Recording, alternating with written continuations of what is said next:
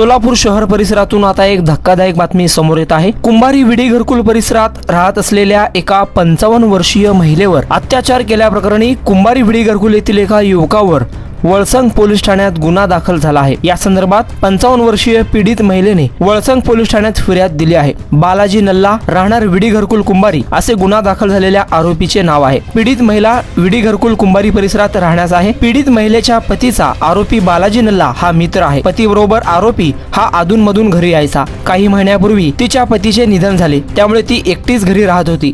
एकटेपणाचा फायदा घेत आरोपी बालाजी नल्ला हा पीडितेच्या घरी आला। जबरदस्तीने घरात घुसून पीडित महिलेवर अत्याचार केला। तू कोणाला ही घटना सांगितल्यास तुला खलास करतो अशी धमकी दिल्याचे देखील फिर्यादीत म्हटले आहे। हा प्रकार 2 ते 3 वेळा घडला। शेवटी पीडित महिलेने एका ओळखीच्या व्यक्तीला ही घटना सांगितली। त्या व्यक्तीने ताबडतोब पीडित महिलेला वळसंग पोलीस स्टेशन येथे घेऊन गेले। वळसंग पोलिसांसमोर पीडित महिलेने आपबीती सांगितली। त्यावरून वळसंग पोलिसांनी पीडित महिलेची फिर्याद दाखल करून घेतली। बालाजी नल्ला या व्यक्तीवर 29 जुलै रोजी भारतीय न्याय संहिता 64(2)M 333 351(2) 351(3) नुसार गुन्हा दाखल झाला आहे। अधिक तपास वळसंग पोलीस करत आहे।